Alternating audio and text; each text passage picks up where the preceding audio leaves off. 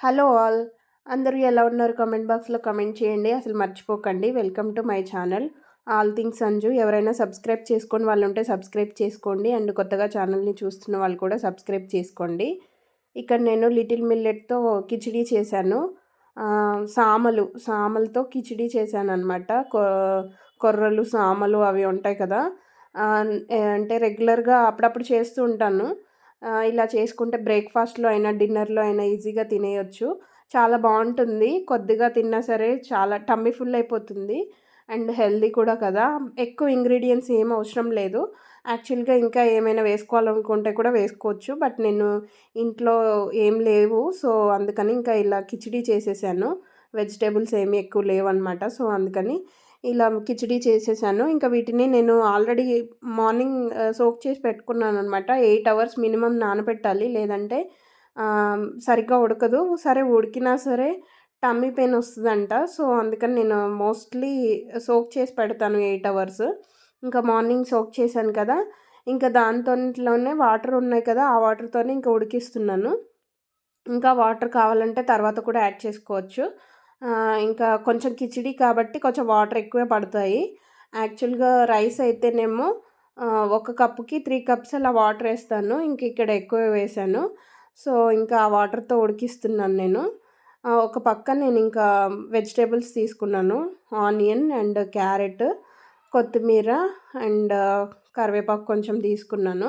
ఇంక ఇలా కుక్ అవుతుంది. ఇలా కుక్ అవుతున్నప్పుడు కొంచెం చూసుకోవాలనమాట. కుక్ అయిందా లేదా అని చెప్పి చూసుకొని ఇంకా వాటర్ పడితే ఇంకా అందులోనే వాటర్ ఏసేసేయాలి. కుక్కర్‌లో కూడా వండుకోవచ్చు. బట్ నేను గిన్నెలో వండాను.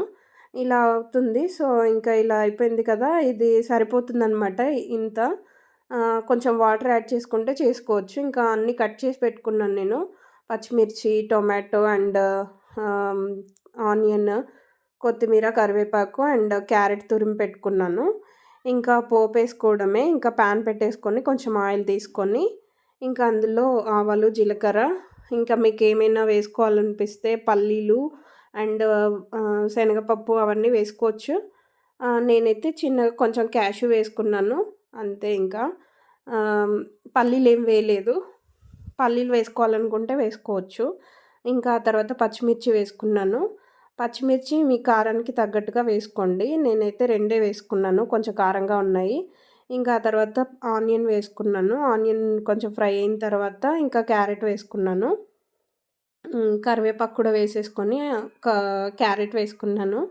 క్యారెట్ కూడా కొంచెం కుక్ అవ్వాలి కదా! మరి పచ్చిగా ఉంటదని చెప్పి ఇంకా క్యారెట్ కూడా వేసేసుకున్నాను.